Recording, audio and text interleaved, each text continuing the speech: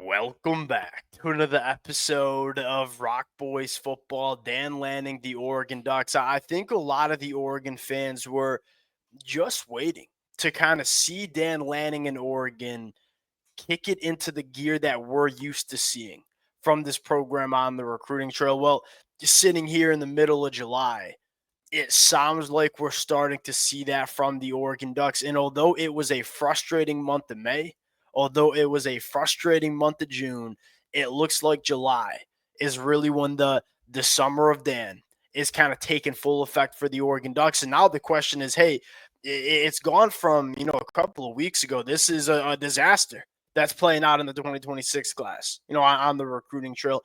Now all of a sudden you're talking about, hey, can Oregon go out and close on a top 5 class in the country?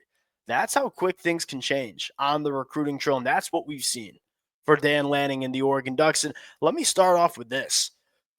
I don't really know if Dan Lanning gives a damn, and I think I don't give a damn if it's a top 5 class or a top 8 class in the country, because in this era of college football, there's a lot of other ways you can build your roster. In fact, there's a lot of other ways that us as college football fans need to evaluate how these programs are building their roster.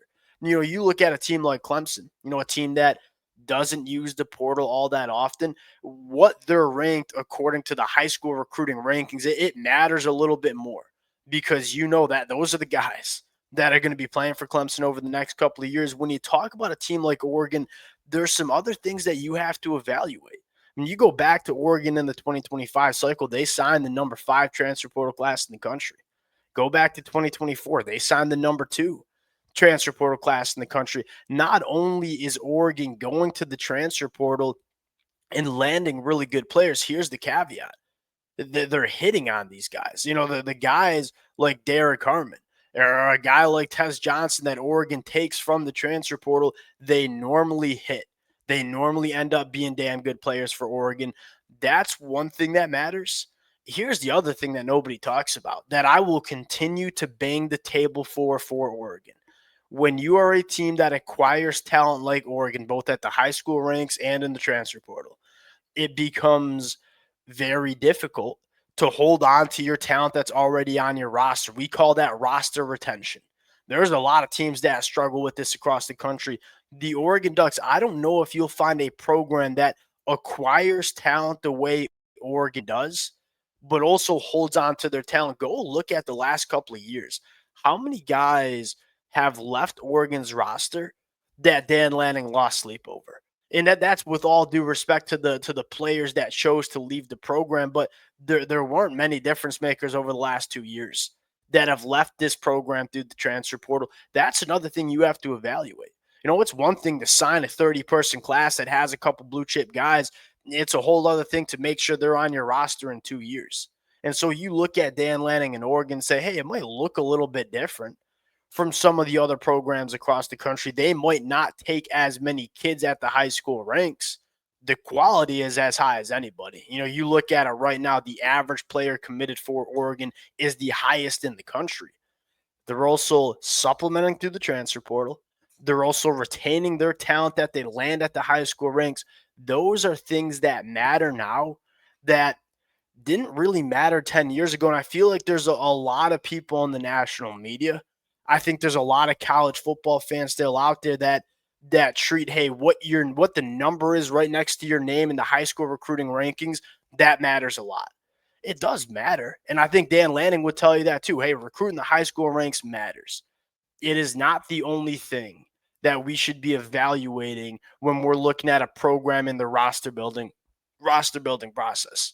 When I look at Dan Lanning in Oregon, it's been really, really good. Not only at the high school ranks, even though it's a little bit less guys that they take, but it's been really dang good in the transfer portal, and it's been really dang good in roster retention. And I would argue that might be the recipe. And I don't have the perfect answer because all of this is so new. Like transfer portal's new, NIL is new, revenue shares new. There's so much new that it's hard to evaluate these different strategies that these teams take. But I'll say this: using the portal effectively to me matters. Making sure you allocate enough resources to get aggressive in the portal is a massive asset, because you know your money's being well spent.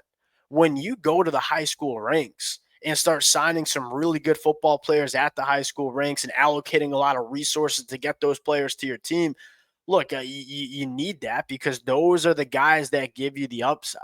You're not going to find a DeCorian Moore very often in the transfer portal. You're not going to find a Josh Connerly very often in the transfer portal. You're not going to find a guy like Mateo in the transfer portal very often. You need to recruit the high school ranks because those are the players that will give you those high upside impact guys. But oftentimes you don't really know what you're totally going to get. And making sure you allocate some resources to use in the portal on a guy like Dylan Tiemann, who we just know is going to be a damn good football player because he showed it for the last 2 years in the Big Ten at Purdue. That's important. And I look at Oregon and say, I don't think there's many programs that are doing it better in the country. Now, we have kind of framed this episode as, can Oregon close on a top 5 class? And we're going to get into it. My take on that is, yeah, it's fun for us fans to talk about it, especially in the month of July. I don't know if it matters all that much. It's got to be high. It can't be, outside the top 20 again. But if it's 8 or 5, top 8, top 5, I don't know if it totally matters for Oregon on the high school ranks. Now, want to get into the names that I think are crucial for Oregon to close on.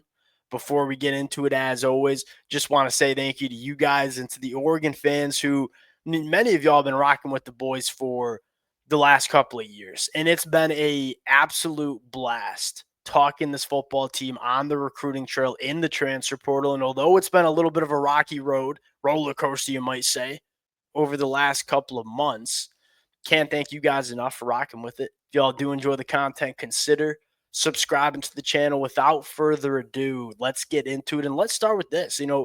Biggest concerns, the guys that we feel like are must gets for Oregon at the high school ranks. And this is absent of like, hey, can they go close on a top 5 class? Because if we're just having that conversation, well, hey, Tyler Atkinson, he got to be in the fold. Here's my end. This might be a hot take, and I'm not even sure if I believe it because Tyler Atkinson's a massive, massive target. Here's the other target I think is really important: Deuce Gerald's. Because you look at Oregon and say they signed an elite defensive line class in 2024, but in the 2025 cycle, they really didn't sign a great defensive line class. I'm a fan of Matthew Johnson. I thought he looked awesome in the spring game, and that was kind of it in terms of the guys that excite you. And so you look at Oregon in 2026 and say, hey, we know this is a position that's difficult to address in the transfer portal. I think Oregon did a really good job with a guy like Derek Carmen last offseason, but it's hard. You don't want to rely on the portal to get guys like Derek Carmen. You want to get these guys out of the high school ranks because, number one, you just had the decommitment of Viliami Moala, but also because he didn't bring in an elite class in 2025. I feel like Deuce Gerald's might be the biggest target left on Oregon's board just from a roster building standpoint.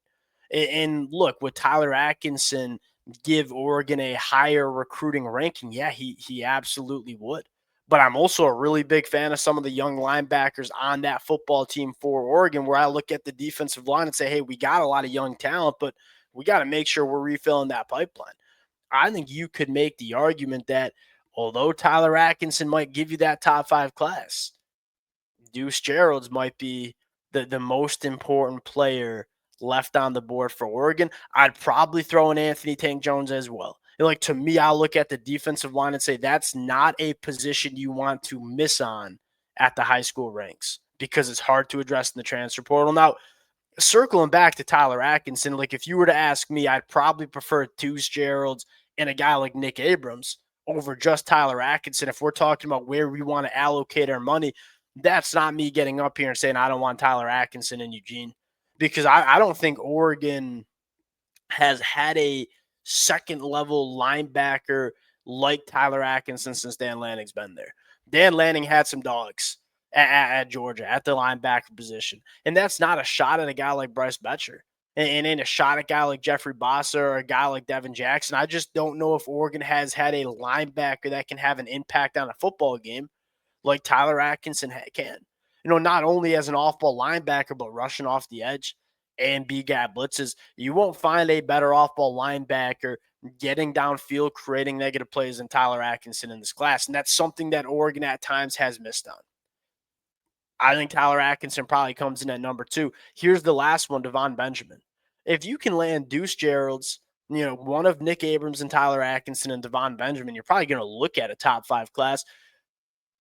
I love Devon Benjamin, and I'm a Michigan fan, and I hope Michigan takes him from Oregon. Really do, because I think he's a dang good football player. I'm just not sure how important he is to Oregon, because you go back to 2025 and say, look at the young cornerbacks that Oregon has. I'm kind of going off the dome, should have written this down, but I'll just kind of run through it right now. Ifio, he's going to be a redshirt freshman. Dakota Fields, he's going to be a redshirt freshman. You brought in Dorian Brew. You brought in Brandon Finney. You brought in Naheem Offord. That's 5 top 100 bona fide blue chip prospects that have 4 years of eligibility for Oregon over the next couple of years. And I look at Oregon and say, all right, you haven't signed a cornerback yet. How much room on this roster is there for Oregon at the cornerback position? I want Devon Benjamin, especially because you probably don't want to go with a whole class without bringing in a cornerback. But with how loaded this roster is at the cornerback spot and how many good football players you took in 2025, I'm not sure if he's the biggest priority. Now, regardless of this conversation, I'll say this. Is there a real possibility that Oregon lands Deuce Gerald's, Devon Benjamin, and Nick Abrams? Yeah, I think they're probably leading for all 3 of these guys. I think they're certainly leading for Devon Benjamin and Deuce Gerald's. Then can you grab one of those linebackers? I'm a massive, massive fan of Nick Abrams. I'm a big fan of Tyler Atkinson, really big fan of Nick Abrams too. And then can you land one of Tank Jones or Richard Wesley?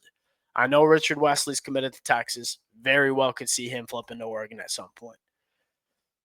You got a big target. You probably want to land one at each level. All right, Deuce Gerald's, Tank Jones, Richard Wesley. Can we go land one or two of those guys?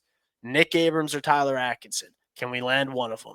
Can we close on Devon Benjamin? If you do that, we might only need 4 more commitments in the fold. I mean, you look at Oregon and say, I don't think they're going to sign many more than 20 guys.